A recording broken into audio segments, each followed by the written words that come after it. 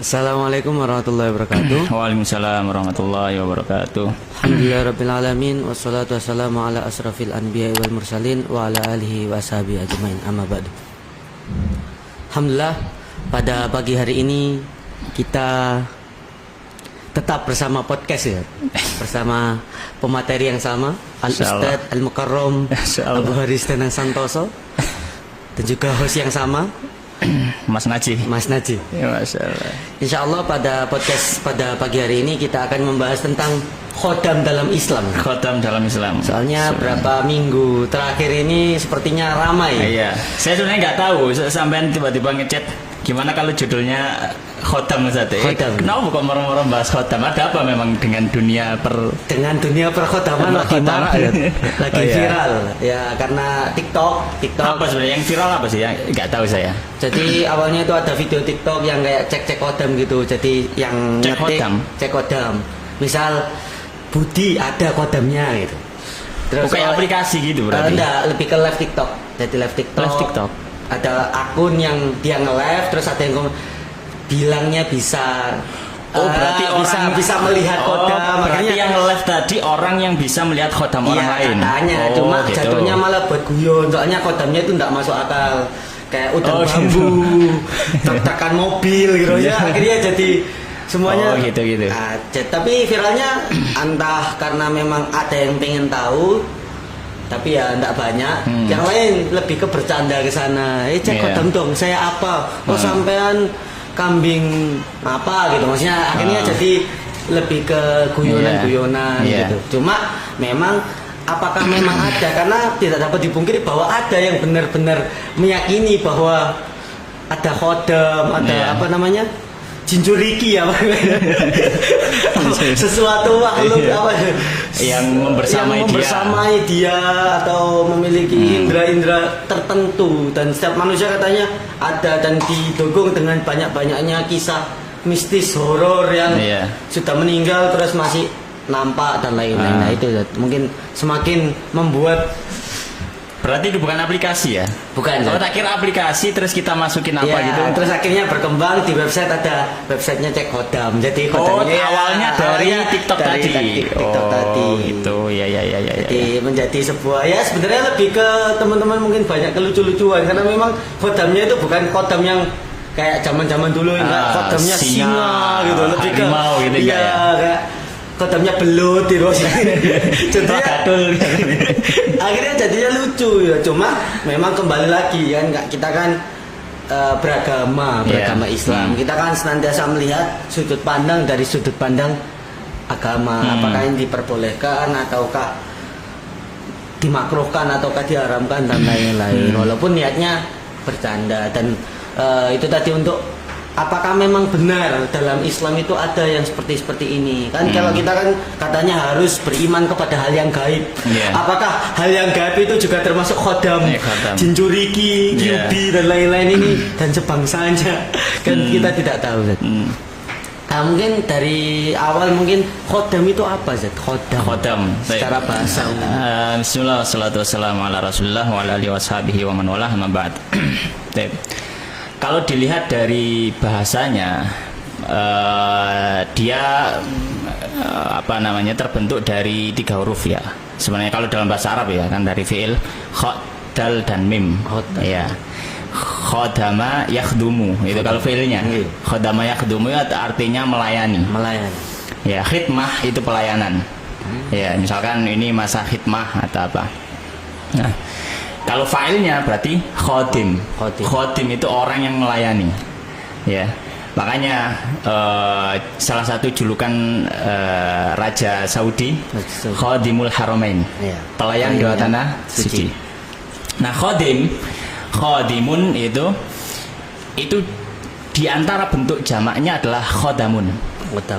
Jadi khodimun bisa khodimuna bisa dijamak mudzakkar salim, dan bisa dijamak taksir. Jamak taksirnya adalah khodamun.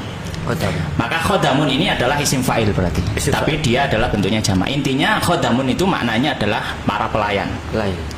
Para pelayan. Itu dari segi bahasa. Nah, dari segi istilah yang dipakai oleh kebanyakan dari masyarakat ketika menyebutkan khodam itu artinya adalah sebuah makhluk lain dalam artian di sini jin lah ya, jin yang dimiliki oleh seseorang yang dia jin itu berkhidmah kepada orang tersebut, melayani dalam artian membantu dan seterusnya lah, pokoknya memberikan pelayanan kepada si tuannya tadi, karena khotim harus ada sayyidnya, ada yang dilayani, ada tuannya, seperti itu. Nah, secara bahasa seperti itu. Nah, itu akhirnya kemudian, dan sebenarnya dalam Islam sendiri ketika memandang hal semacam ini, atau kita tadi yang sempat disinggung tentang masalah apakah ada khodam pada diri manusia, maka secara asal sebenarnya manusia memang diiringi dengan malaikat dan juga jin. Jadi makanya ada istilahnya jin korin. Memang ada dalam Islam ada jin korin. Mana jin korin ini adalah jin yang senantiasa menyertai manusia itu ya sejak dia lahir sampai dia mati. Dan juga ada malaikat sebagai pencatat. Malaikat sebagai pencatat, dan ini sudah disampaikan oleh para ulama dalam kitab-kitab yang membahas tentang dunia perjinan. Dunia perjinan. Nah, ada jin korin. Dan ketika kita melihat orang yang sudah meninggal kemudian kok tiba-tiba muncul lagi, dalam artian ada yang ditampaki oleh orang tersebut, dan bahkan mengetahui rahasia-rahasia orang tersebut yang mana orang lain saja mungkin suaminya nggak tahu, istrinya nggak tahu. Bisa jadi ya memang karena itu adalah jin yang selalu mendampingi gitu. Jin yang selalu mendampingi ya tahu rahasia-rahasia orang itu kan gitu. Ya, oleh karenanya kalau misalkan yang dimaksud di sini adalah adanya jin yang berada bersama dengan manusia, ya memang ada. Ya, memang ada. Bahkan ya setiap manusia ada jin yang selalu menyertainya, kemudian membersamainya, kemudian juga ada malaikat yang mencatat, yang mana dibahasakan dengan bahasa lain itu disebut dengan jin korin. Nah, kurang lebihnya seperti itu. Nah, menarik, berarti memang ada. Memang ada. Seseorang makhluk yang lain. Wah. Tapi apakah harimau? Wah. Nah, itu jadi ada catatan. Ya, jadi gini. Lalu kalau misalkan memang ada jin, apakah manusia bisa mengetahui wujud jin itu? Allah Subhanahu wa taala menyampaikan dalam Al-Qur'an, innahum yarawnakum min haitsu la tarawnahum. Makhluk itu, jin itu, mereka bisa melihat kalian dari sisi yang kalian tidak bisa melihat mereka. Oleh karenanya para ulama sepakat bahwasanya tidak ada satu manusia pun yang bisa melihat jin dalam wujud aslinya. Dalam wujud aslinya. Tidak ada. Jadi wujudnya seperti ini tidak ada. Kecuali yang memang dan bukan jin ya, dan juga malaikat juga. Kecuali yang memang ada nasnya, ada dalilnya. Dalilnya apa? Dalilnya dari wahyu. Karena ini perkara gaib. Orang dalam urusan perkara gaib gak bisa mengarang-arang gitu. Misalkan apa? Misalkan Nabi SAW. Beliau pernah melihat malaikat Jibril dalam bentuk wujud aslinya. Dan itu sudah disepakati oleh ahli sirah. Iya. Dan kemudian Nabi SAW dalam suatu ketika beliau sholat, tiba-tiba tangan beliau nyengkrem, menggenggam. Kita kan sudah cengkem. Ya. Kemudian Nabi menyampaikan pada para sahabat, sesungguhnya ketika saya sholat, ya, ada setan, ada jin yang melewat di hadapanku. Kemudian aku cekik lah gitu. Aku cekik sampai aku merasakan dinginnya liur jin tadi. Dan dalam riwayat yang lain disebutkan jin itu adalah ifrit. Ifrit. Ya. Maka kemudian Nabi SAW menyampaikan kalau seandainya aku mau, ya, dalam artinya kalau seandainya tidak ada larangan dalam hal ini, tentunya aku sudah ikat jin itu di masjid dan akan dijadikan mainan oleh anak-anak Madinah. Gitu. Kemudian tetapi aku melihat ucapan dari saudaraku yaitu Nabi Sulaiman alaihissalam, di mana beliau mengatakan qala rabbi firli wa habli mulkan la yambaghi li ahadin min ba'di. Nabi Sulaiman mengatakan, ya Allah, ampunilah aku dan berikan aku kekuasaan yang tidak mungkin dimiliki oleh orang setelahku. Ya. Innaka antal wahhab. Sesungguhnya engkau adalah Maha Pemberi. Apa itu kekuasaannya? Setelah ayat itu ada lanjutan ayatnya, diantaranya wasyayatin, dan setan-setan dari golongan jin. Ya. Jadi ayat ini dan juga hadis Nabi menunjukkan bahwasanya secara asal manusia tidak bisa, dalam tanda kutip ya, menundukkan memaksa jin. Menundukkan memaksa jin nggak bisa. Yang bisa adalah membuat kesepakatan. Nah, persekutuan. Nah, itu nanti juga ada membahas. Mudharabah.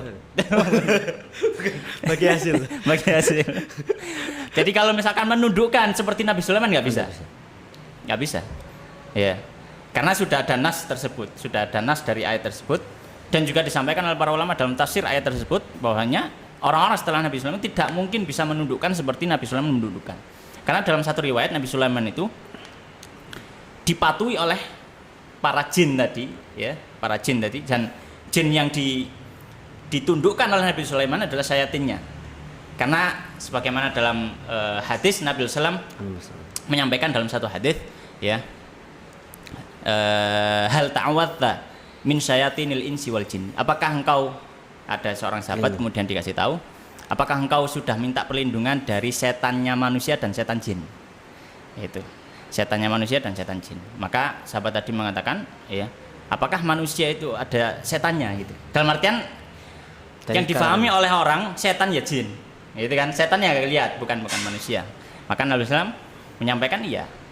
Ya, setan itu artinya setan itu adalah setiap sesuatu yang durhaka. Jadi setan itu bukan makhluk tertentu, tapi sifat. Maka ada jin yang durhaka, ada manusia yang durhaka. Nah, itu. Jin yang muslim atau? Jin muslim pun ada, manusia muslim pun ada. Muslim dalam artian yang mukmin gitu loh. Muslim yang mukmin. Oleh karenanya yang ditundukkan kepada Nabi Sulaiman oleh Allah Subhanahu wa taala itu adalah para jin yang durhaka ini. Itu. Ya intinya ya itu tadi bahwasanya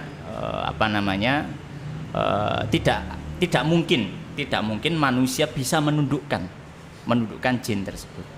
Dalam artian menundukkan itu ya dia paksa jin itu untuk melayani dirinya dan seterusnya tanpa ada kesepakatan tertentu atau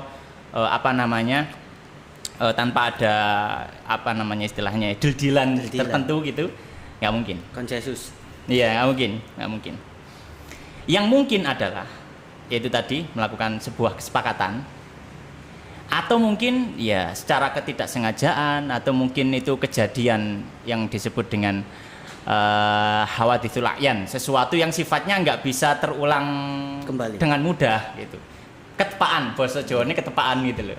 Ketepaan gitu. Misalkan minta bantuan jin dengan satu hal, tapi itu sifatnya ketepaan, bukan sesuatu yang sifatnya ditundukkan gitu loh. Dengan jutsu tertentu kemudian dia muncul, misalkan jutsu pemanggilan. Iya, misalkan memanggil jin. Nah, maka kalau modelnya seperti itu pasti ada satu akad, pasti ada satu kesepakatan dengan jin tersebut. Seperti itu, Allah taala. Menarik, tadi kan dibilang bahwa tidak ada jin yang bisa dilihat manusia secara normal, kecuali tadi dia buat kesepakatan, kemudian dia secara tidak sengaja. Lah kemudian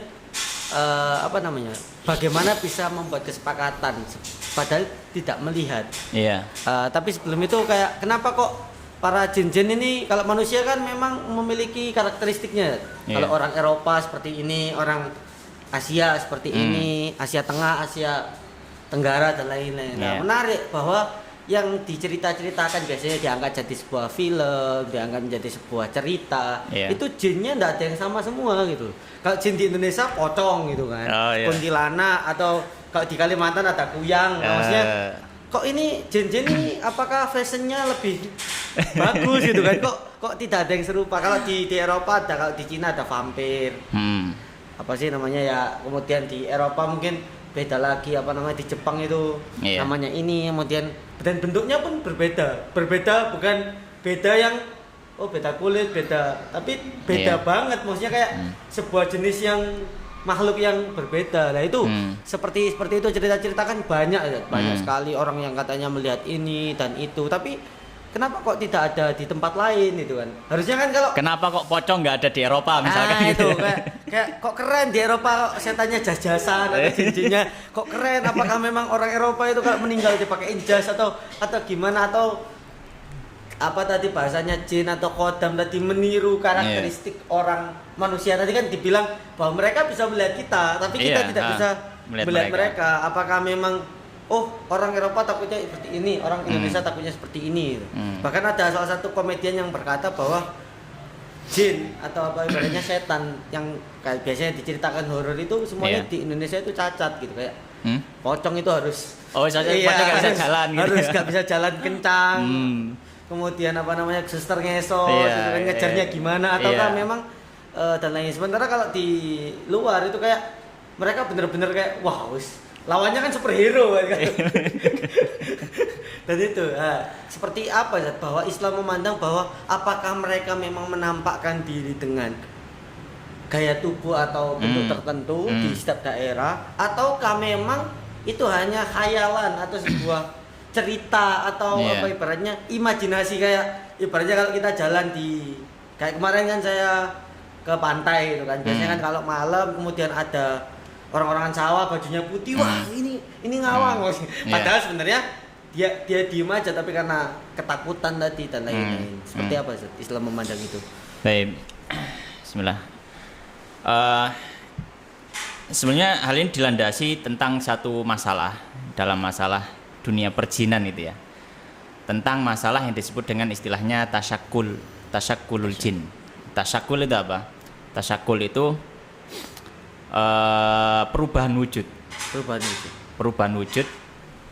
dari wujud aslinya jin kepada wujud lain. Apakah itu dimungkinkan? Ya, apakah itu memang terjadi? Maka para ulama menyampaikan bahwanya memang jin ini bisa bertasyakul dan bahkan bisa disebut sebagai sebuah kesepakatan para ulama, karena memang dalil-dalil ini sangat jelas dan itu sudah disampaikan oleh banyak ulama dalam kitab-kitab mereka. Ya, jadi memang jin itu bisa menyerupai atau bisa mewujudkan, menampakkan dirinya dalam wujud selain wujud asli, selain wujud berubah, berubah, ya, selain wujud aslinya. Ya, kalau wujud aslinya tadi kaidah awalnya bahwa wujud aslinya tidak ada yang bisa melihat dari manusia. Tidak ada. Tapi kalau misalkan ada orang bisa melihat jin, ada kemungkinan itu bukan wujud asli tapi wujud tasyakul tadi. Yang ditampakkan kepada si manusia. Jadi dia menampakkan dirinya. Iya, ya, menampakkan dirinya seperti itu, mewujudkan dirinya di hadapan manusia seperti itu. Ya. Dan hal ini dilandasi oleh banyak dalil. Dalil diantaranya adalah satu hadis dari Nabi sallallahu alaihi wasallam, hadis riwayat Tabrani. Bahwa Nabi SAW menyampaikan ya, al-jinnu thalathu asnaf al-jinnu thalathatu asnaf. Jin itu ada 3 kelompok ya. Sinfun yatiruna fil hawa. Satu kelompok ada yang bisa terbang. Jin bisa terbang. Itu salah satu kemampuan basic mereka. Keren juga ya. Kok bisa terbang? Makanya para ulama juga menyampaikan bahwasanya jin itu diberikan kekuatan yang di luar kekuatan manusia, dan itu memang terjadi. Ya. Jadi ada sinfun yatiruna fil hawa, ada satu kelompok yang bisa terbang ya di udara. Super jin. Kemudian ya super jin. Wasinfun hayat. Satu kelompok itu wujudnya ular. Mereka mewujudkan diri sebagai ular. Ya. Kemudian yang terakhir ya, wasinfun yahilluna wa yad'anun. Dan satu kelompok ada yang sifatnya itu tidak menempati satu tempat tertentu, gitu. Jin traveler. Backpacker ya. Jadi jinnya itu dia kan gini, di tempat itu ada penunggunya, gitu kan ya. Nah, jenis jin ketiga ini, dia sifatnya nggak jadi penunggu. Dia ngekos, jadi pindah-pindah. Dia sifatnya nggak jadi penunggu, jadi dia itu pindah seperti itu. Ya. Dan memang ada sebagian jin yang memang menjadi menunggui satu tempat. Nah, baik. Nah, 3 ini bukan batasan. Dalam artian, apakah jin itu nggak bisa berwujud lain? Ya. Apakah jin itu nggak bisa jenis yang lain? Bisa. Tapi 3 ini yang adalah paling umum. Mayoritas. Paling umum mayoritas. ada jin yang tadi yang bisa terbang, kemudian ada jin yang memang bentuknya adalah ular, ya, di blorong misalkan, ya, jin. Ada jin yang memang dia tinggal di satu tempat, dia tinggal dan dia pergi, ya pindah. Jin backpacker. Ya, jin itu. Traveler. Dan ini tadi itu bukan pembatasan karena Nabi SAW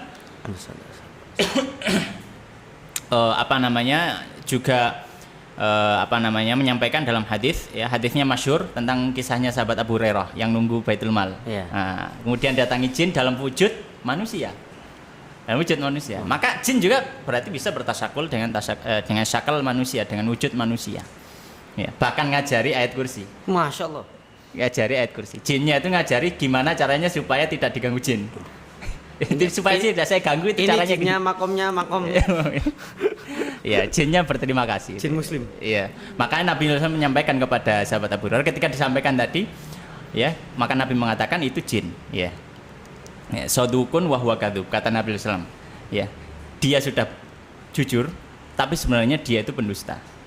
Ya. Berarti jarang jujurnya. Jarang jujurnya. Ya, jarang jujurnya. Sekali jujur ngajarin ayat kursi.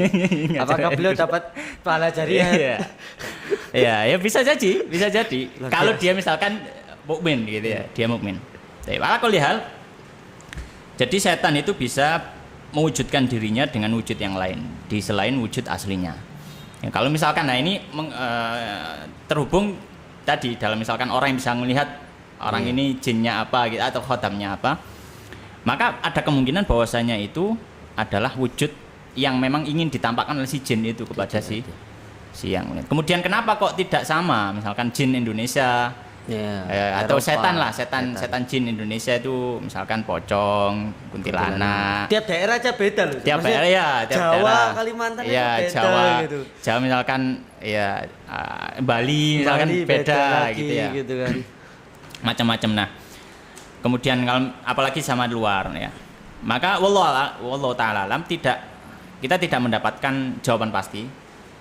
Karena itu kenapa nggak bisa mendapatkan jawaban pasti?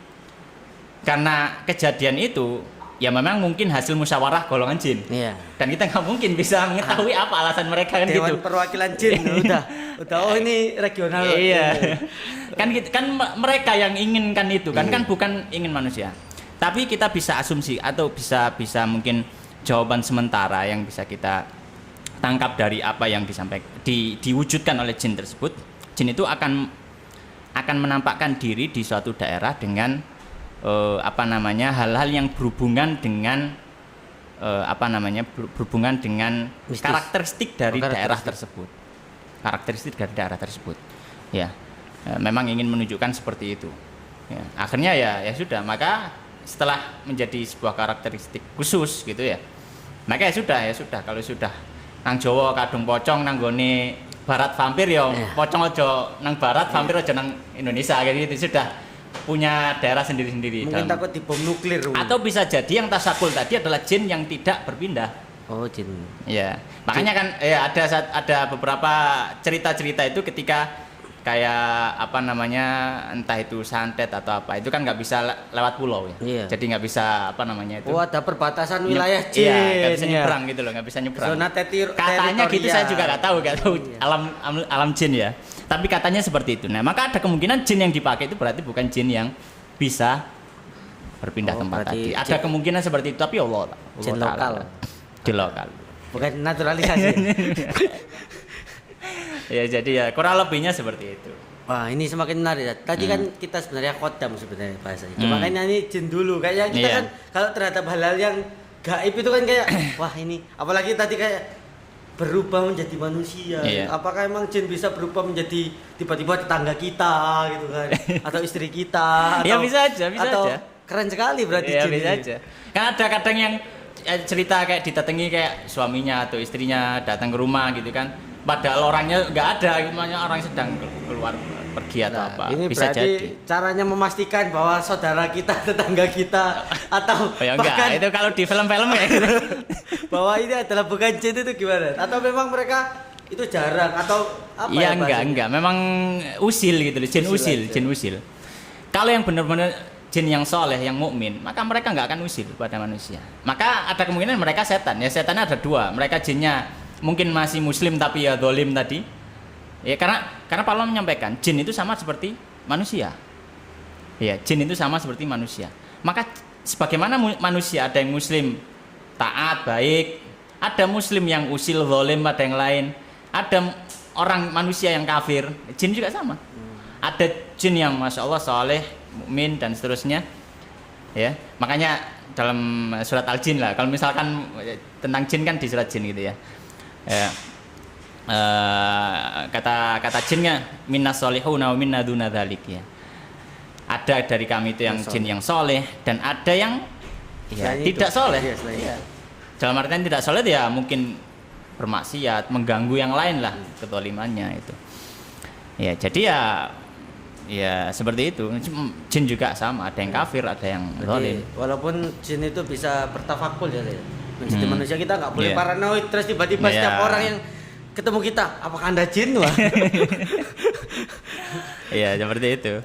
Ya, berarti enggak semua itu ya. Ya, jadi kembali ke bahasan jin tadi, bahwa bisa bertafakul, bisa terbang macam-macam, ada regional mungkin ya kita kan enggak tahu itu hal-hal yang alam gaib lah. Di luar halal tersebut. Kemudian Zat?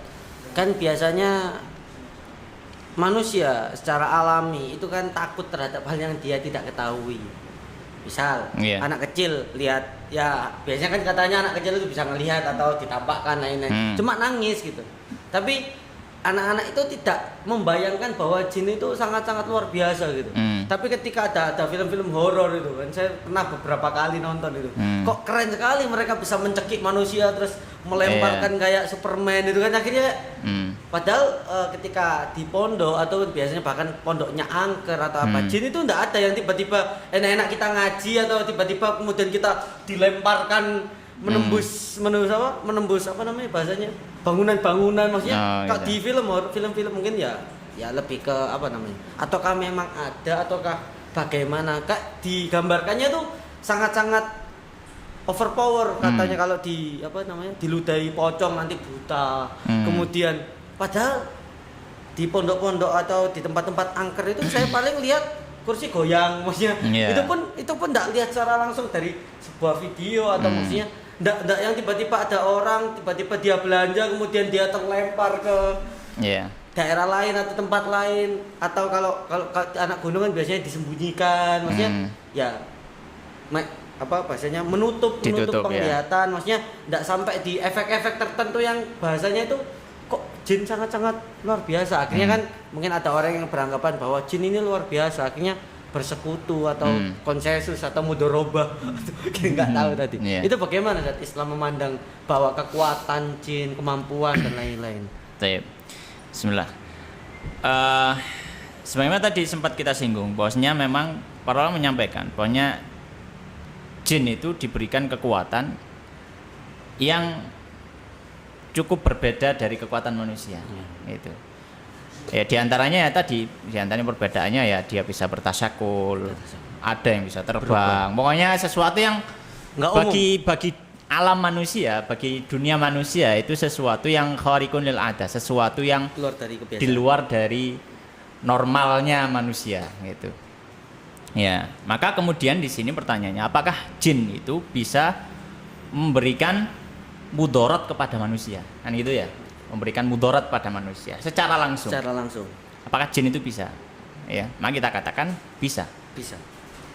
Jin bisa, tapi jangan di stop sampai sini. Akhirnya setelah berarti kalau bisa keweden terus enggak ada lanjutannya.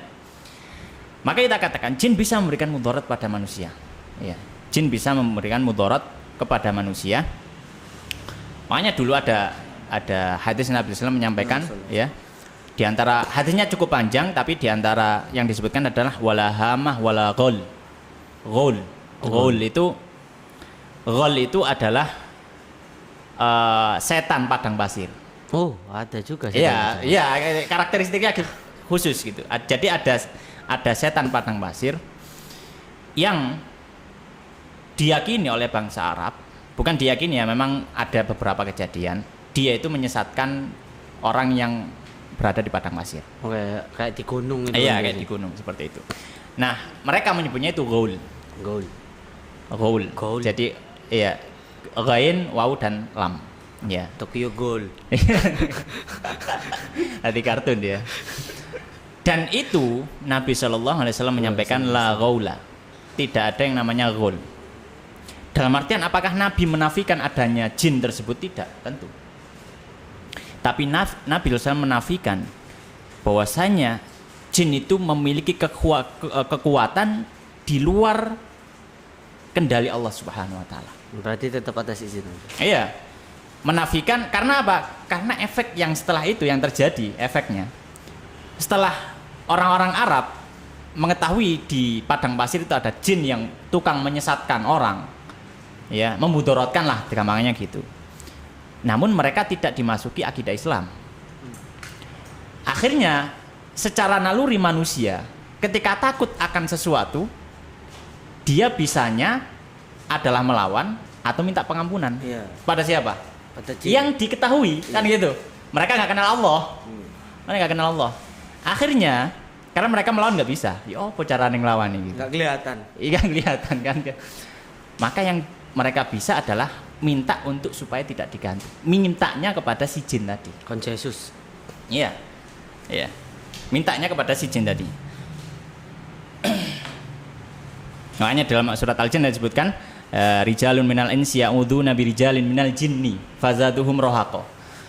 Ada sebagian kelompok manusia mereka itu malah minta perlindungan kepada jin. Kenapa? Karena awalnya jin ganggu. Jadi gangguan jin itu memang strategi jin untuk menyesatkan manusia.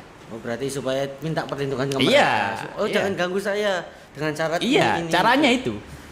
Ya, jadi marketingnya jin di situ. Oh, marketing. Ya, jadi dia itu memang sengaja mau nakut-nakuti manusia, mengganggu. Supaya apa? Supaya manusia itu nanti dia bukan tunduk sifatnya, lebih kepada meminta perlindungan. Takut. Iya takut tapi minta perlindungan seperti itu. Dan itu sudah masuk ranah ibadah. Maka Nabi SAW ketika menguasai mengetahui fakta yang semacam itu dari orang-orang Arab, maka Nabi mengatakan la ghul. Wis gak ono gul-gulan. Dalam artian wis gak ono itu gak usah takut gitu loh. Selama apa? Selama kita minta perlindungan kepada Allah.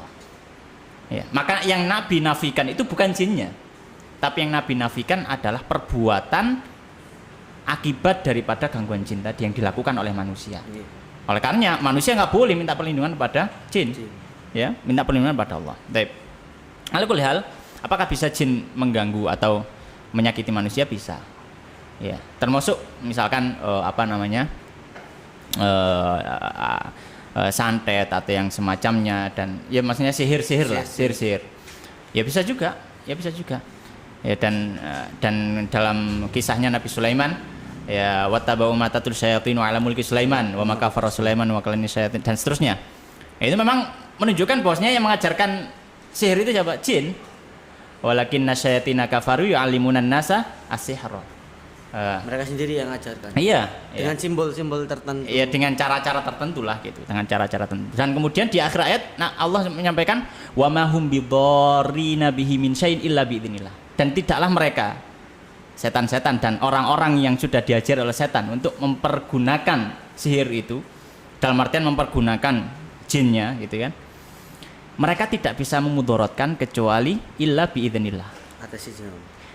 Maka Allah tidak menafikan kemudorotan yang ada, tapi menafikan kemudorotan itu terjadi tanpa izin Allah. Dalam artian ya kalau Allah itu tidak menafikannya maka ya memang ada kemudorotannya ada gitu. Hanya saja kemudorotan itu pasti di bawah takdir Allah, tidak mungkin keluar dari takdir Allah dan tidak mungkin dengan izin. Maka Islam mengajarkan memang benar jin bisa mungkin memudorotkan kita, tapi Islam mengajarkan cara berlindungnya adalah kepada Allah, bukan pada jin. Karena jin itu musuh. Karena jin musuh, bukan teman. Ya. Maka kita berlindungnya kepada Allah dengan apa? Ya dengan ayat-ayat kursi, ya dengan zikir azkar sabahul masa, dengan zikir pagi petang. Itu cara kita berlindung, bukan malah datangi si setannya untuk minta istilahnya. Oke. Minta minta suaka gitu ya. Suaka makan satwa. minta perlindungan dari jin, bukan seperti itu. Kalau malah minta perlindungan pada jin, maka ini haram hukumnya. Haram. Bahkan jalan menuju ke sana pun haram. Maka Nabi menyampaikan man ata'arrafan au kahinan fasaddaqahu ya la yaqballahu salata arba'ina yawman. Siapa yang datang kepada kahin, dukun dan araf ya orang-orang ya peramal dan seterusnya yang mengetahui yang mengaku mengetahui ya masa depan atau seterusnya. Kemudian dia membenarkan, maksudnya percaya gitu loh, percaya dilakoni, maka Allah tidak menerima sholatnya selama 40 hari. Kalau nggak percaya? Kalau alasannya apa dulu kalau percaya itu? Biasanya kan kemarin ada video lucu gitu, bahwa ada orang datang ke dukun gitu. Apakah Anda tahu masa depan? Iya saya tahu. Mau dia ditampar dukunnya itu. Oh gitu. Ya, kalau itu tujuannya memang untuk Anda tidak tahu. Kalau itu enggak, itu memang untuk menguji dukunnya ini. Ujian untuk dukun. Anda saya tidak tahu bahwa saya tampar. Iya, memang terkadang dukun perlu diuji gitu ya. Verifikasi para dukun. Iya. Kayaknya tidak ada yang lolos nanti. Itu. Jadi seperti itu, Allah Ta'ala alam. Nah, menarik nih, katanya kan dukun. Jin tadi memiliki kekuatan yang macam-macam, maksudnya bisa memberikan kemudorotan. Lah, bicara tentang khodam, ini kan menarik. Khodam kan tadi bahasanya pelayan. Iya. Lah biasanya dalam hukum makhluk yang kuat itu yang berkuasa gitu. Iya. Kenapa dia nggak memperbudak manusia, malah dia bahasanya jadi pelayan gitu, maksudnya. Biasanya kan, saya punya kekuatan, sampean aja yang di bawah saya, sampai nanti nyarikan apa dan lain-lain. Tapi kok ketika bahasanya ada manusia, apakah itu dukun ataukah paranormal atau orang pintar atau bahasanya apapun itulah, itu mereka bisa bersekutu dan para jin ini tunduk secara konsensus tadi bahwa bekerja sama. Apakah bagi hasil atau nggak tahu saya juga, makanya nggak ikut. Tapi apakah seperti itu ataukah yang yang membuat konsensus itu jin-jin yang besar, terus yang kerja yang kecil-kecil atau bagaimana? Ya, tentang masalah khodam tadi. Khodam, muamalah antara manusia dengan jin dalam masalah pertolongan atau misalnya. Jadi di sini perlu kita sampaikan juga, ini ilmu ya, ini ilmu. Ulama khilaf. Apa hukumnya manusia meminta pertolongan dari jin? Mungkin ini jarang kita dengar dan mungkin jarang ada yang menyampaikan, tapi memang harus kita sampaikan. Tapi kita harus sampaikan secara adil gitu ya, supaya nggak salah paham. Nanti khawatirnya nanti disalahpahami. Nanti dipotong. Jadi gini. Syekhul Islam Ibnu Taimiyah rahimahullah taala. Beliau memiliki kitab yang cukup masyhur namanya Majmu'ul Fatawa. Beliau menyampaikan, dan pendapat ini dinukil oleh Syekh Muhammad bin Shalih Al-Utsaimin, Syekh Utsaimin dalam kitabnya Syarah Aqidah Safariniyah. Beliau menyampaikan seperti ini. Secara asal muamalah jin dan manusia itu boleh-boleh saja. Oh, boleh. Muamalah. Interaksi. Boleh-boleh saja. Kenapa? Karena jin itu juga sehukum, atau jin itu juga sama seperti manusia, sama-sama makhluk. Ya. Jadi secara asal interaksi manusia dan jin boleh-boleh saja, nggak ada yang haram. Abu Hurairah ngobrol dengan jin. Nabi nekok jin. Dan juga yang lainnya. Nikah sama jin, bukan? Nikah sama jin dia bahas oleh para ulama. Ada yang membolehkan. Nikah dengan jin. Juga. Ya. Tapi bagi para jomblo, tolong kalau Anda sudah pesimis terhadap manusia, itu ada pendapat yang memperbolehkan. Iya. Solusi. Jin ya, bukan anime. Kayaknya mereka yang jomblo-jomblo itu gak ngaku aja dan nikah. Bahaya gitu. Bahaya. Ya, ada khilaf juga masalah hukum nikah dengan jin. Ini bisa dibahas ini. Menikah dengan jin itu ya. Dalam artian manusia, jin itu juga sama dengan manusia. Mereka ada yang muslim, ada yang zalim, ada yang kafir. Jadi ya sama. Secara asalnya, secara asal, kodrat asalnya sama, sehingga muamalah antara mereka pun diperbolehkan. Ya, diperbolehkan. Nah, sekarang bagaimana kalau misalkan ada orang yang taruhlah minta pertolongan kepada jin tadi atau setan tadi, bukan setan ya, tapi lebih pada jin, pada jin lah umum. Maka beliau mengatakan boleh dengan 2 syarat. Boleh dengan 2 syarat. Boleh dengan 2 syarat. Syaratnya jangan dihapus. Ya. Boleh jangan dihapus teman-teman. Boleh dengan 2 syarat. Tapi ini nanti juga, ini beliau sampaikan karena murni ilmu secara teoritisnya seperti itu. Kenapa saya sampaikan secara teoritis? Karena ketika kita melihat ke waqi'ina, ke fakta realita kita hari ini, sepertinya hampir tidak terpenuhi. Itu. Syarat yang pertama kata beliau, dan ini dinukil oleh Syekh Utsaimin dalam syarah itu Aqidah Safaraniyah. Syarat yang pertama, ya. Syarat yang pertama, dalam upaya meminta pertolongan itu tidak ada hal-hal yang diharamkan Allah. Dalam upaya untuk minta pertolongan. Mau nyari-nyari gitu. Iya, dalam artian aku njaluk tolong awakmu ya jin, misalkan. Ya jinnya seperti itu. Kemudian jinnya mengatakan, "Ya gak apa-apa sembelihan PT ireng," misalkan. Engko tak ewangi. Nek gak mau sembelihan aku mau. Ini haram. Karena sembelihan itu hanya untuk Allah. Gak boleh. Atau misalkan jin tolong ewangan aku, lapo? Aku ngene misalkan. Ya, tolonglah seperti ini. Kemudian jinnya mengatakan kepada si manusia tadi, "Oh ya gak apa-apa, tapi tolong sholat 2 rakaat tapi nggak usah wudhu." Oh iya. Paham ya? Kalau jinnya minta tolong kita terus belikan tebrik itu nggak apa-apa ya? Kalau seperti itu nggak apa-apa. Oh kayak gitu nggak apa-apa? Nggak apa-apa. Monggo jin-jinnya suka tebrik. Tapi untuk apa jin? Jin panganane tulang ambek kotoran. Maka kalau misalkan tidak terpenuhi syarat ini, maka hukumnya haram. Meminta tolongnya saja haram sudah. Syarat yang pertama tadi, dalam akad minta tolongnya itu ada kemaksiatan. Tidak ada hal yang diharamkan. Tidak ada hal yang diharamkan oleh syariat. Tip. Yang kedua, syarat yang kedua. Minta tolong itu diperbolehkan ketika syarat pertama sudah terpenuhi. Misalkan ya ketepaan. Misalkan jinnya tasakul misalkan, tasakul sebagai manusia. Bisa saja kan? Bisa. Jinnya tasakul pada manusia. Kemudian manusia minta tolong. Berarti dia minta tolong pada jin atau manusia? Jin. Minta tolong kabari anak saya bahwasanya. Atau misalkan dia itu mengeluh pada gimana ini anak saya berada di area yang jauh. Mungkin di zaman itu belum ada alat komunikasi, belum ada WA. Tapi saya harus mengabari gini-gini saya sedang sakit. Sekiranya dia mau jenguk saya. Kemudian si orang tadi yang dia jin mengatakan, "Oh ya sudah saya kabari anak itu. Mau nggak saya bantu?" Lu beneran? Misalkan ini gambaran saja ya, gambaran saja.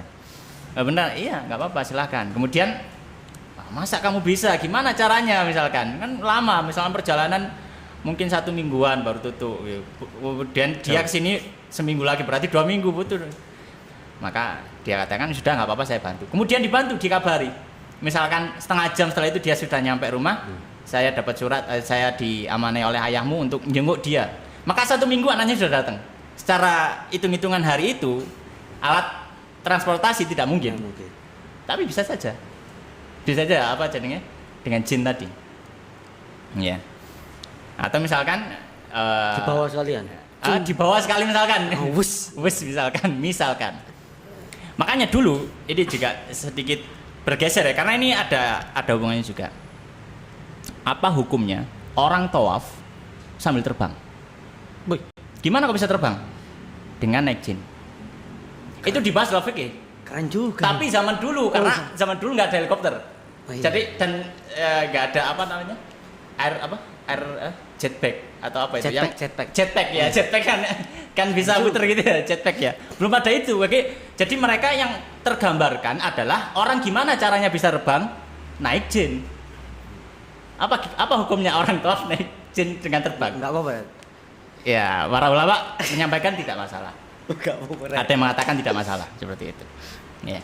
Lo nggak napak kakinya, nggak apa-apa. Seperti orang yang naik kendaraan juga nggak napak kakinya. Jadi ya. Dan kaidah mengatakan bahwanya al-hawa lahu hukmul waqar. Hukum bagian di udara itu sama seperti bagian nampak. Ya, nampak. Nah, itu sudah dibahas loh oleh dalam artian berarti ada kemungkinan jin dan manusia ini saling tolong menolong. Maka syarat yang kedua tadi, ya kembali ke syarat ya. Syarat yang pertama dalam akadnya tidak ada sesuatu yang diharamkan. Yang kedua adalah pertolongan yang diminta atau yang dijalankan itu bukan suatu hal yang haram. Suatu hal yang haram atau yang dilarang oleh syariat. Kayak apa ibaratnya? Misal, contohnya, tolong bunuh si fulan. Ini haram, nggak boleh. Atau misalkan, tolong jaglangan wong iku, misalkan. Utawa menyakiti, misalkan. Kamu membaca jatuh cinta tuh. Oh. Nah, ini kan banyak orang-orang yang sebenarnya mereka itu antara orang-orang milenial yang zaman saya dulu itu sebenarnya percaya nggak percaya sama namanya dukun itu. Iya. Cuma karena mentok ditolak, kalah semuanya. Dukun Akhirnya, bertindak. ya itu tadi. Itu Dukun gimana bertindak. ya? Nah makanya gini. Kembali ke ini saya jelaskan dulu ya. Ya. Jadi untuk suatu hal yang haram maka tidak boleh. Ya. Yang haram maka tidak boleh. Termasuk haram adalah menipu. Ya. Maka kenapa praktek-praktek sihir yang ditampakkan di hadapan orang itu juga dilarang? Karena ada unsur penipuan. Ada unsur penipuan. Ya, karena itu sifatnya menipu. Maka itu juga tidak diperbolehkan. Ya. Ya. Termasuk tadi misalkan membuat orang jatuh cinta. Jin tidak bisa mengubah hati. Iya. Caranya gimana mereka bisa merubah hati? Wajahnya penglihatannya. Mereka tipu. Penglihatannya. Jadi di mana-mana wajah semua orang itu seperti wajah wanita ini. Delok kono ya. Misalkan noleh ke kanan terlihat wajahmu, noleh ke kiri terlihat wajahmu misalkan. Puisi kayaknya terinspirasi kayaknya. Caranya adalah dengan menipu. Ya. Akhirnya dengan begitu kulinonya gitu ya kan terus jalan sekolah kuliah saking mikir kemudian dibuat berpikir berkhayal itu juga tipuan. Akhirnya dia jatuh cinta. Itu caranya jin gitu. Oh, berarti kalau misalkan sama istrinya juga gitu. Ditampakkan yang lain. Iya, kalau sama itu ditampakkan yang lain. Cantik. Iya. Bahaya. Contoh yang lain adalah misalkan untuk mengetahui perkara yang gaib. Perkara yang gaib itu bukan perkara yang tidak dilihat, bukan perkara yang jauh dari sini tapi di satu waktu yang sama. Karena tadi jin itu memang bisa juga punya kemampuan untuk pergi ke area yang satu tempat tapi dengan cepat gitu ya. Ada yang seperti itu. Tapi maksud dengan yang gaib di sini adalah sesuatu yang terjadi di masa depan. Nah, ini nggak meramal boleh. Itu ya. Meramal. Mengaku bahwasanya bisa nanti akan terjadi seperti ini. Padahal udah dicampuri kebohongan. Iya. Maka ini juga termasuk hal yang haram, ya. Termasuk hal yang haram.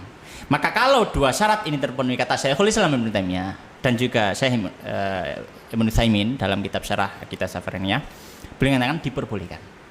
Kayak sulit ya. Diperbolehkan. Pendapat kedua mengatakan secara mutlak bantuan yang diminta oleh manusia kepada jin haram. Nggak boleh. Ya. Ini fatwanya Syekh bin Baz, fatwanya para ulama yang lainnya, Syekh Fauzan dan seterusnya, dan beberapa ulama yang lain. Tapi ala kulli hal, kalau saya pribadi, secara teoritis, secara teori fikih ya, secara teori fikih, pendapat Syekhul Islam Ibnu Taimiyah yang diikuti Syekh Ibnu Utsaimin ini bisa diterima. Ya, lebih condong ke sini. Dengan syarat tadi. Dengan syarat-syarat sudah dijelaskan. Bukan caranya dihilangkan ini. Iya, bukan caranya dihilangkan. Ya, dimungkinkan. Karena apa? Karena yang berdalil mengharamkannya itu, mereka berdalil diantaranya adalah bahwasanya meminta kepada.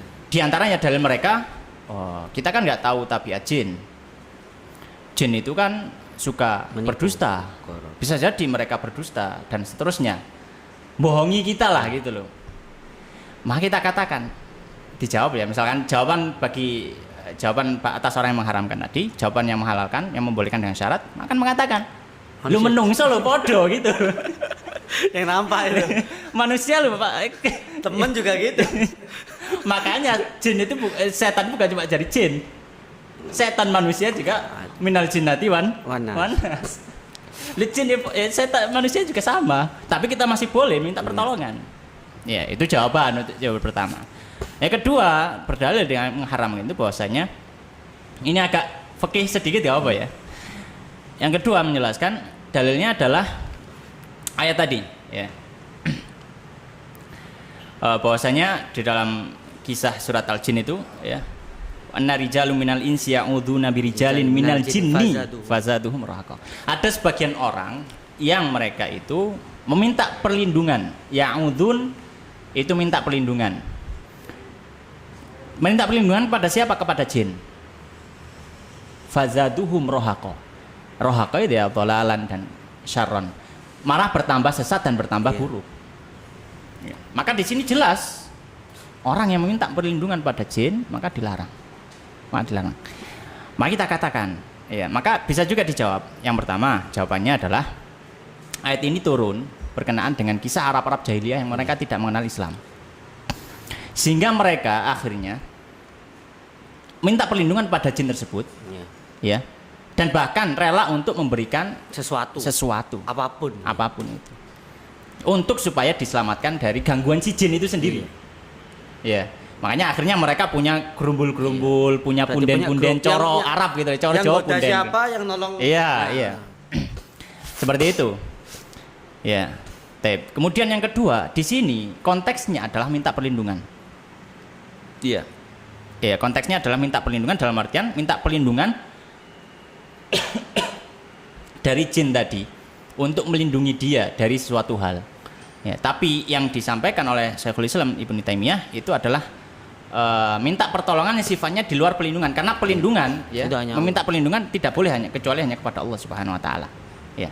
Tapi aku lihat secara teoritis apa yang disampaikan oleh Syekhul Islam Ibnu Taimiyah itu lebih kuat secara dalil. Ya. Karena tadi kaidah dasarnya adalah bahwasanya jin itu secara asal sama dengan manusia. Jadi muamalah pun boleh, minta pertolongan boleh, tapi dengan syarat tadi. Nikah syarat tadi beda kan syaratnya. Iya, kan itu sudah disebutkan oleh dalam kitab fikih.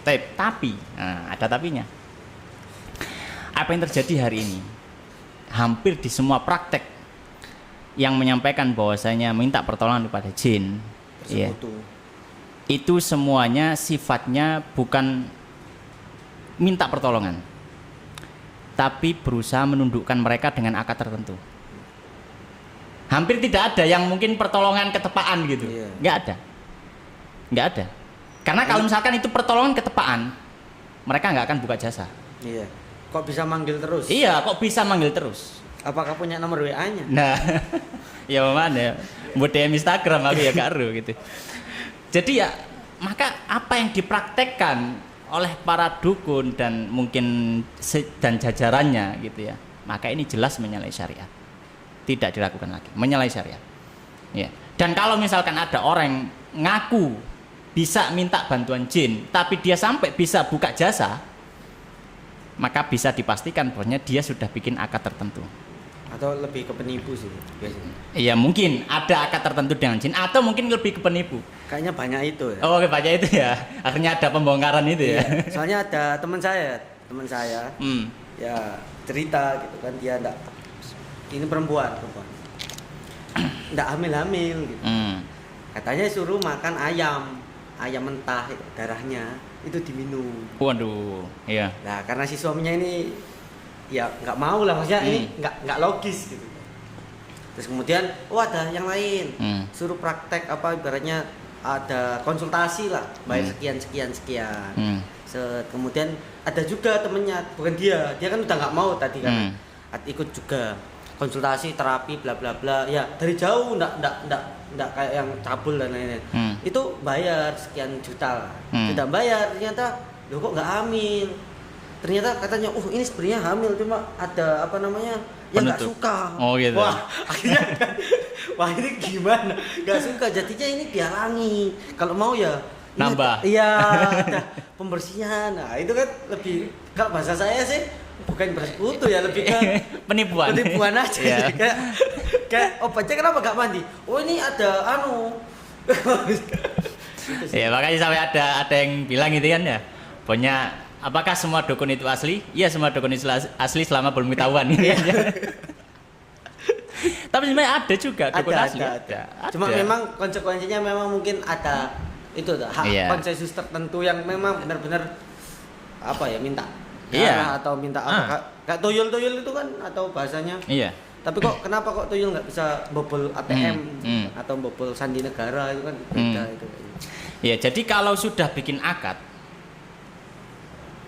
itu kenapa dilarang? Karena sangat besar kemungkinannya itu adalah setan. Iya. Kenapa kok setan? Kenapa nggak jin soleh, jin muslim? Karena jin soleh, jin muslim nggak ada urusan dengan manusia. Mereka ibadah dengan dunianya masing-masing. Nggak ada urusan untuk apa saya. Oh ya wis, nih kok panggil aku datang. Kalau nggak dipanggil aku nggak datang. Enggak. Tapi yang punya kepentingan yang ganggu siapa? Jin atau setan tadi. Setan dari golongan jin. Maka ketika setan itu sudah berakad dengan manusia, entah itu disebut dengan jin baik atau jin buruk, ilmunya ilmu hitam atau ilmu putih gitu kan. Tapi ketika sudah bikin sebuah kesepakatan tertentu, maka di situ pasti ada sesuatu yang sifatnya menyalahi syariat. Iya. Meskipun dibungkus banyak itu syariat. Ritual Tertentu. Misalkan, oh enggak, saya supaya dapat khotam itu syaratnya ini kok, malah disuruh membaca dan menghafal surat Al-Ikhlas supaya kita ikhlas kepada Allah Subhanahu wa taala dalam amaliyah ini. Misalkan banyaknya berapa kali? 10 kali, tapi syaratnya nggak boleh nafas. Dari mana syarat itu? Syaratnya nggak boleh nafas, dalam artian 1 kali nafas gitu loh. 10 kali qul huwallahu ahad. Atau misalkan cuma qul huwallahu ahad tapi bacanya nyungsang dari belakang. Oh. Dari bukan qul huwallahu ahad ya.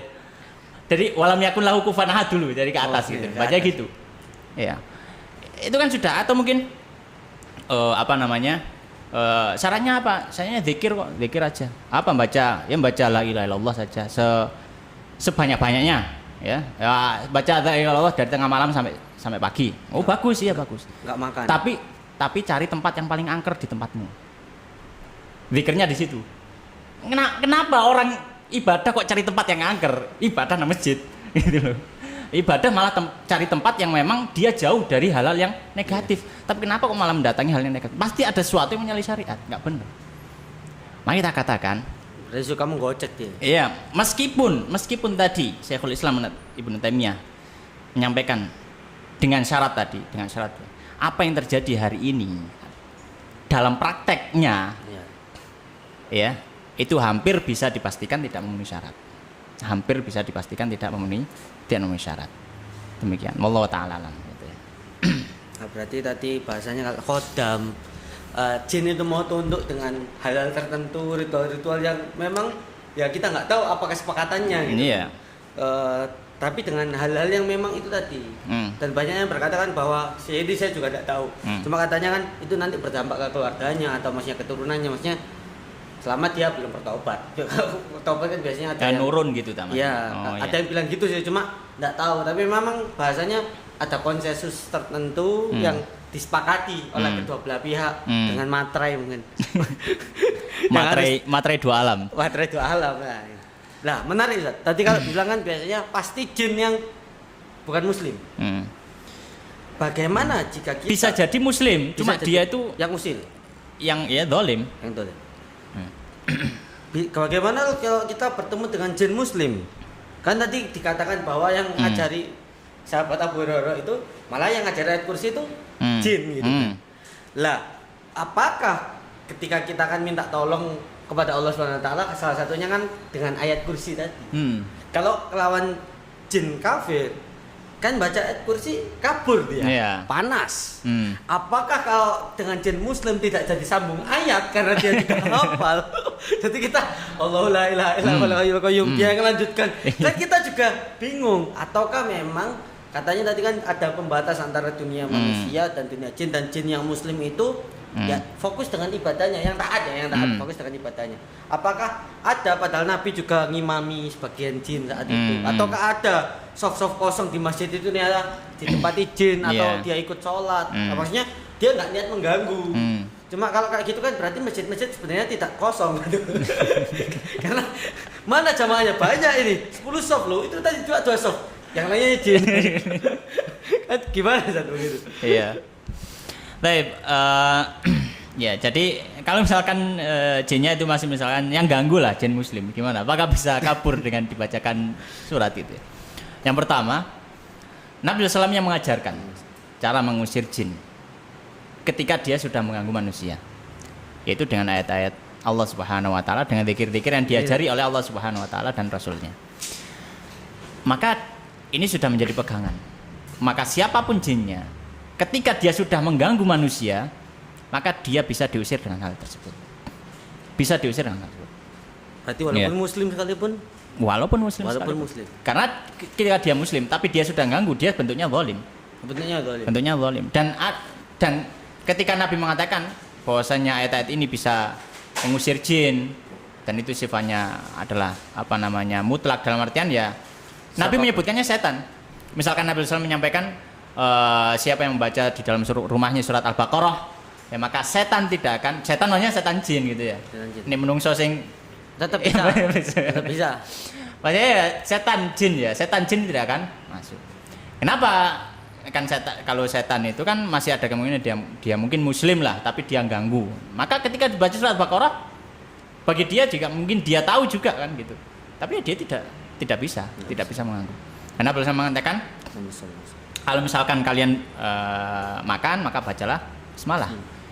Kenapa? Supaya setan tidak ikut makan. Ya, mungkin setannya muslim dan tahu basmalah. Tapi ketika itu dibacakan dia nggak bisa. Jadi ada sesuatu yang itu sudah di luar logika. Kalau ditanya, lu logikanya dari mana? Wis gak ngomong logika masalah ini iki. Keyakinan. Iya, iki barang sing gak ketok moto gitu. Sulit untuk dilogikakan gitu ya. Jadi nggak bisa dilogikakan. Ya, dan itu memang sudah. Kok bisa seperti ya sudah itu ketetapan dari Allah Subhanahu. Aturan lah bahasanya. Aturan. Dan itu aturan memang khusus untuk bangsa mereka. Sama seperti kisahnya ketika Allah Subhanahu wa taala menyampaikan bahwanya ditundukkan bagi Sulaiman itu diantaranya bangsa jin ya. Ada yang mereka tukang bangunan, ada yang mereka itu tukang menyelam ke laut untuk mencari perhiasan dan seterusnya. Maka dalam kitab-kitab tafsir disebutkan, pertanyaan kan gini, kok gak melayu aja ini? Setannya kok gak melayu aja? Kenapa setannya itu gak kabur aja dari Sulaiman kan gitu? Kan cuma manusia. Iya, kalau manusia jelas. Kalau setan ya tinggal lari saja. Maka diantara dalam tafsirnya disebutkan, setan itu kalau dia kabur dari perintahnya Sulaiman, maka dia terbakar.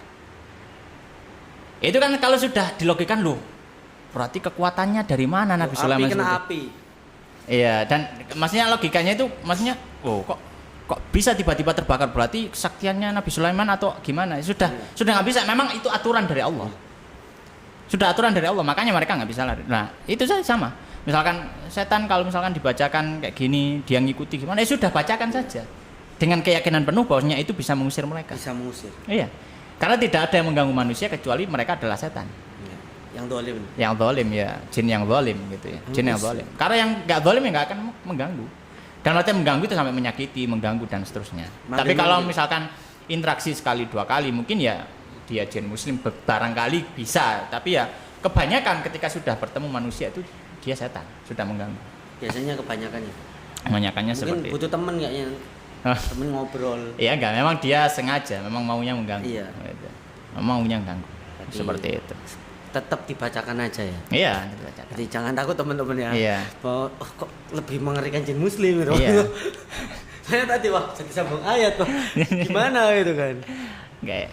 Ya selama keyakinan kita kuat maka jadi gini. Setan dan manusia itu kuat-kuatan keyakinan. Adunya itu bukan adu fisik, adu keyakinan. Kuat-kuatan keyakinan. Makanya dalam hadis disebutkan ketika seorang tergelincir kemudian dia mengatakan, menyebut nama Allah, maka setan itu akan mengecil. Tapi kalau dia tergelincir, kemudian taruhlah dia mesuh tambahan, maka setan akan membesar. Ya. Dalam artian itu sesuatu yang mungkin tidak masuk akal. Ya. Apa hubungannya gitu? Cuma ya. Hubungannya adalah keyakinan. Dekat gak dia dengan Allah? Sehingga ketika orang semakin dekat dengan Allah, semakin dia akan terjauhi dari gangguan-gangguan jin dan setan dan seterusnya. Kalaupun nguji, insya Allah selamat atas izin Allah. Iya, selamat atas izin Allah. Jadi kurang lebihnya seperti itu. Nah, kemudian ya seperti itu. Mungkin nasihat terakhir untuk hal-hal semacam ini, khotam yang semisalnya. Ini adalah suatu hal yang sifatnya ghaib bagi kita. Ghaib itu nggak terlihat. Sesuatu yang nggak terlihat. Sesuatu yang nggak terlihat itu lebih kepada sesuatu yang kita tidak tahu pastinya.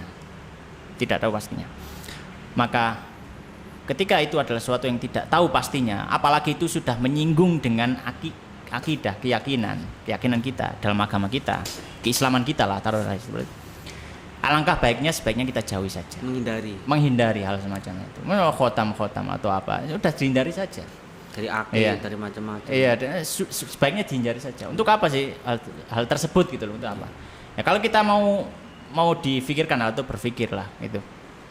Kalau misalkan memang khotam semacam itu bisa dimanfaatkan lah. Taruhlah kita bisa menguasai jin tersebut.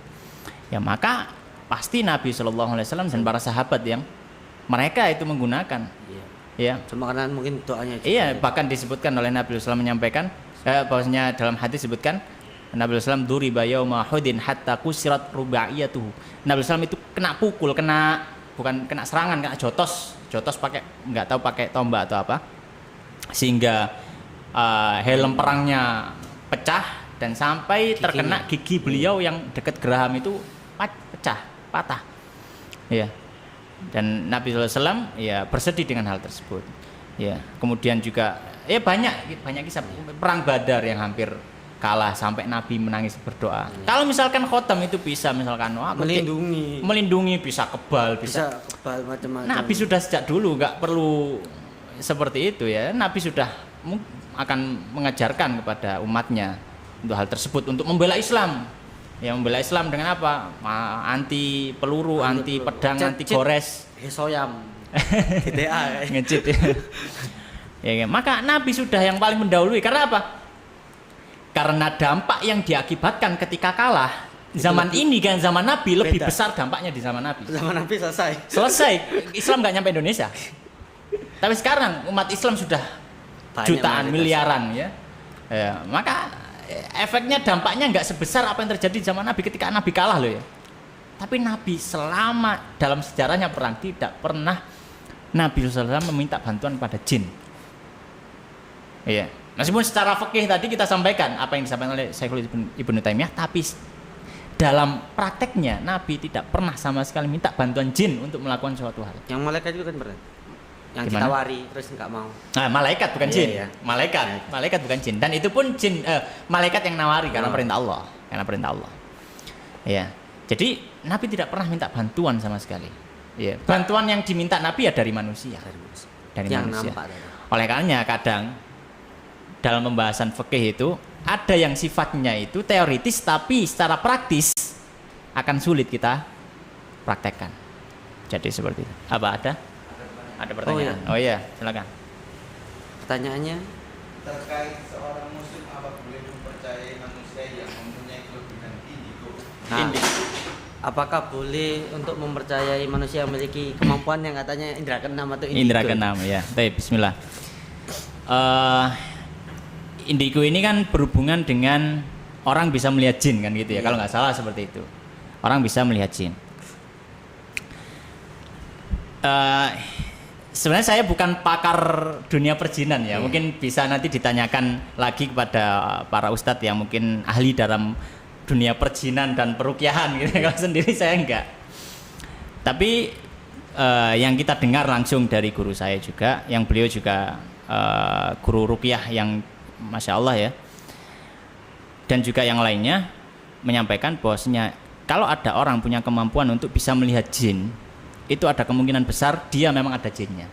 Dia masukkan jin. Iya. Dia entah itu jinnya itu masuk pas dia sudah dewasa atau mungkin dari kecil karena ada jin keturunan. Ada dari jin dari orang tuanya punya akad dengan jin tertentu untuk perlindungan atau apalah itu. Kemudian akad itu tidak bisa terputus ya. Karena mungkin ritualnya masih dijalankan terus, akhirnya menurun ke anaknya. Ya, maka ya kalau misalkan kemampuannya seperti itu, maka bisa jadi itu adalah memang ada sisi jinniahnya, ada sisi jinnya di situ. Jadi ada kemungkinan si anak itu mungkin dapat gangguan jin. Kalau yang dimaksud adalah mengetahui masa depan, maka dikhawatirkan juga ini juga gangguan jin. Dan ini lebih kuat dugaannya. Kenapa? Karena secara asal la ya'lamul ghaiba illallah. Tidak ada yang sesuatu yang tidak ada makhluk pun yang mengetahui masa depan kecuali Allah. Bahkan para nabi. Nabi dalam hadis sebutkan, seandainya saya mengetahui besok itu terjadi apa, saya akan menghindari sebanyak-banyaknya keburukan terjadi. Ya. Aku nih melaku gak mungkin kesandung. Misalkan aku perang Uhud kalah. Perang Uhud gak mungkin kalah gitu. akan menghindari semua keburukan. Bahkan Nabi SAW ketika ada orang yang bernasib di hadapan Nabi, wa indana nabiyyun ya'lamu ma fil ghadi, maka Nabi stop. Ojo lanjutnya. Wocon syair liyane, syair iku aja diwaca. Ketika Nabi mendengar dan anak-anak tadi yang menyendangkan syair dan kita di sisi kita ada Nabi yang mengetahui apa yang terjadi di hari esok, maka Nabi stop, ojo, nggak boleh. Yang mengetahui gaib itu adalah Allah. Maka ketika dia mengetahui gaib, ada kemungkinan itu adalah was-was dari setan atau jin. Ya, bisikan dari jin dan setan. Berarti kayak ramalan juga, kayak kiamat 29. Wah, ya jelas itu. Kiamat Itu setan. Jelas setan. Komentarnya semuanya, wah tanggal 30 gajian. Gimana nih?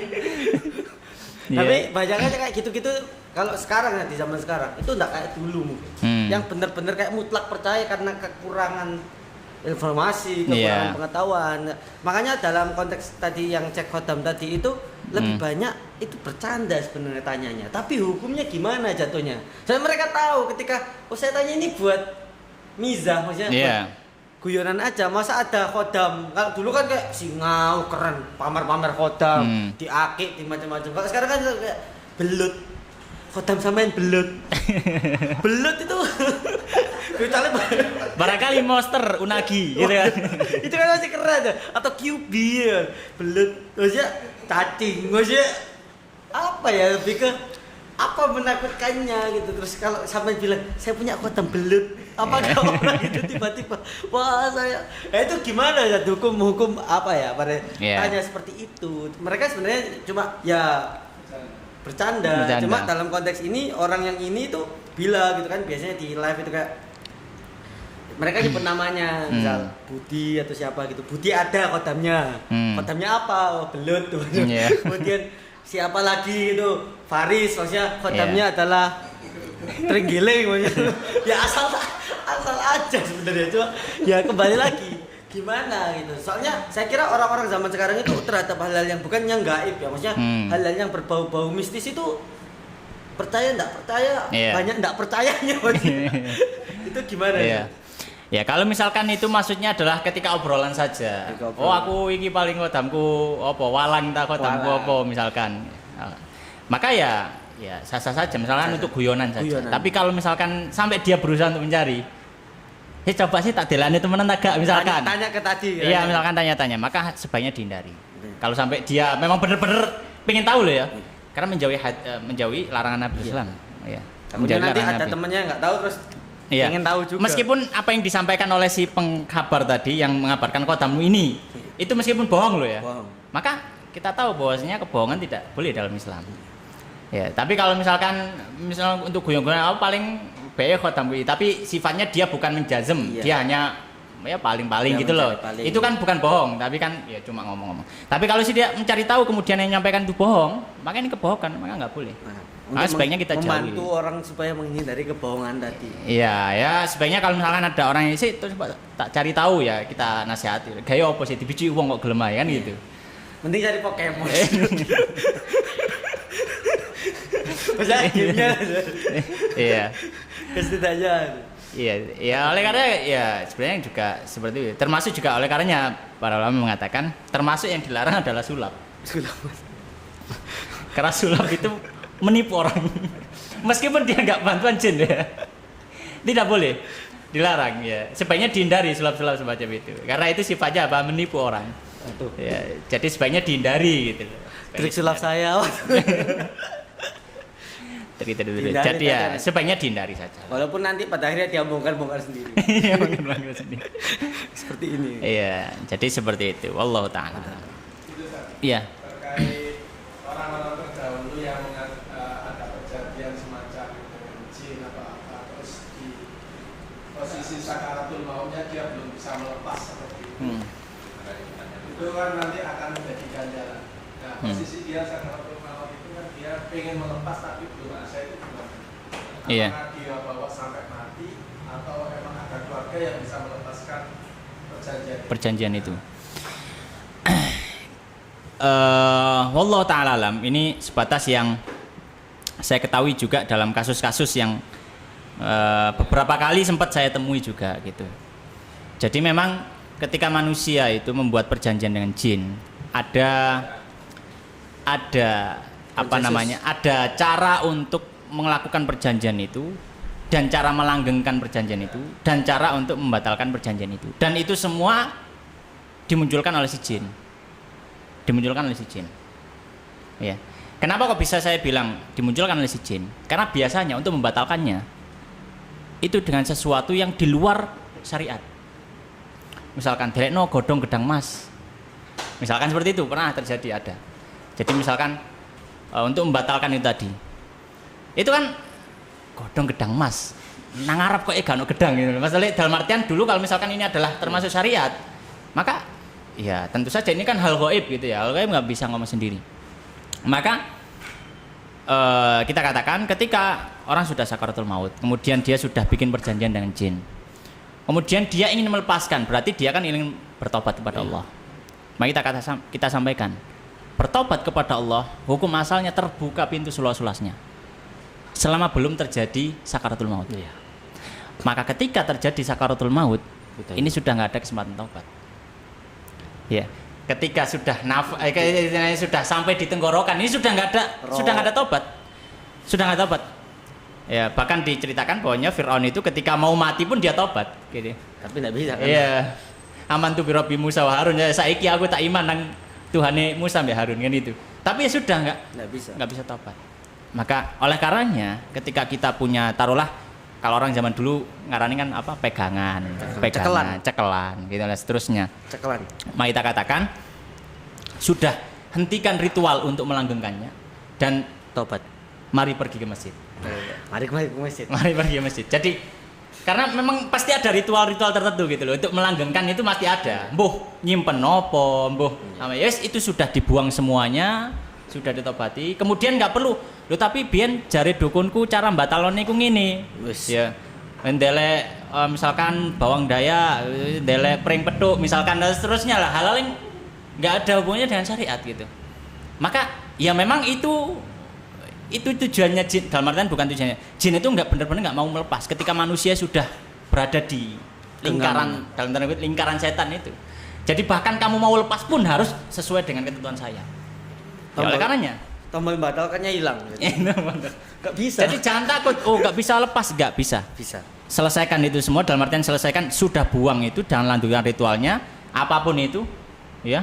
Ada misalkan dikongkon ngumbah keris, ya ojo diumbah jarno ae misalkan, atau misalkan akik harus disimpan di sini, atau ada perawatan khusus, ya sudah biarkan saja, ya, atau misalkan malah memberikan sajian, sudah biarkan saja, kemudian stop sampai situ, kemudian buang kalau bisa, atau bisa dibakar dan seterusnya.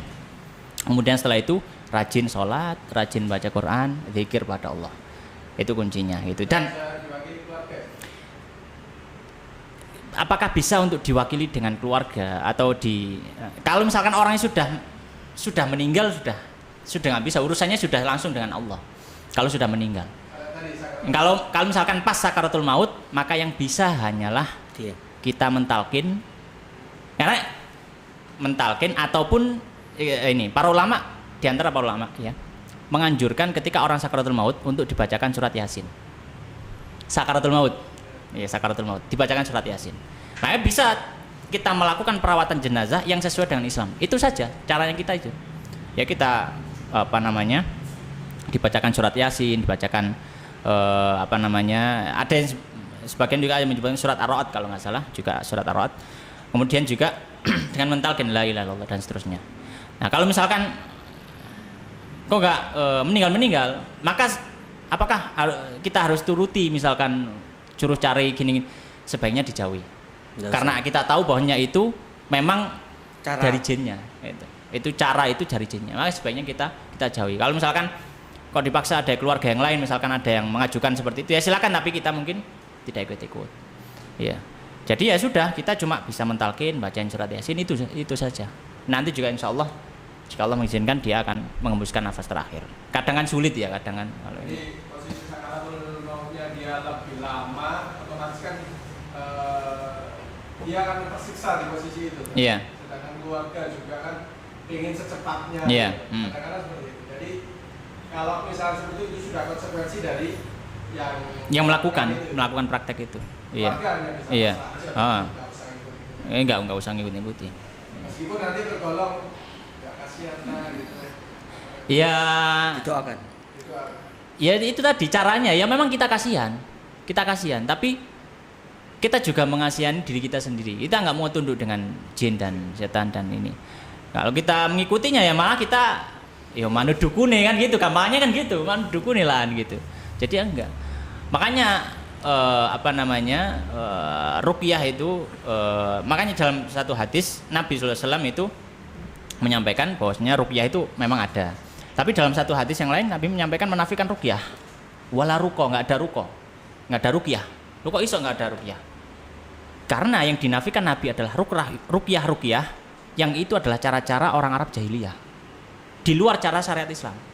Enggak ada ayat, enggak ada ya dengan cara-cara jahiliyah cari benda-benda tertentu ucapan-ucapan tertentu Ke kuburan. untuk meruqyah. Maka Nabi mengatakan la ruqa, enggak ada ruqyah semacam itu. Yang ada Pak ruqyah syar'i, yaitu dengan cara-cara yang syar'i. Entah itu dengan ayat, entah itu dengan hadis-hadis Nabi sallallahu alaihi wasallam, doa-doa seperti itu. Wallahu taala alam. Nah, terakhir. Iya. Terakhir ana pertanyaannya ini. Iya, Iya. monggo. Kalau misal tadi, kan kalau orang dulu kan jelas ya, kafir, Islam. Di zaman sekarang kan enggak jelas.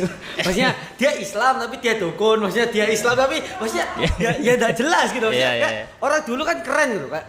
Abu Jahal kafir beneran gitu maksudnya. Iya. Enggak mau saya ngucap syahadat gitu kan. Orang Islam beneran yang ibadahnya wis totalitas all-in Iya. lah maksudnya. All-out maksudnya bahasanya. Cuma ini kan kayak lah terus gimana? Apakah kayak tadi bahasanya kayak dukun Islam yang meninggalnya Allah alam tadi apakah sakaratul maut atau macam-macam. Tapi Iya. keluarganya ingin memintakan ampun karena dia Islam. Iya. Tapi dia tanda kutip dalam prosesnya meninggalkan berbagai kewajiban keislaman atau dalam konteks nggak dukun Islam tapi tidak pernah sholat sama sekali. Lah keluarganya ingin mendoakan. Nah, Iya. bahasanya mendoakan maksudnya bukan dengan ritual-ritual tertentu, cuma mendoakan. Ya Allah maksudnya ini kan Islam ya Allah. Iya. Itu apakah diperbolehkan atau seperti apa?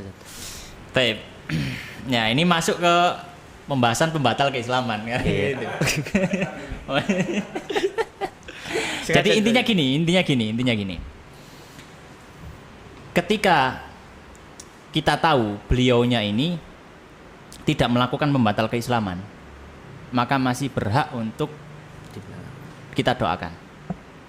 Selama kita tahu bahwanya tidak melakukan pembatal keislaman. Iya.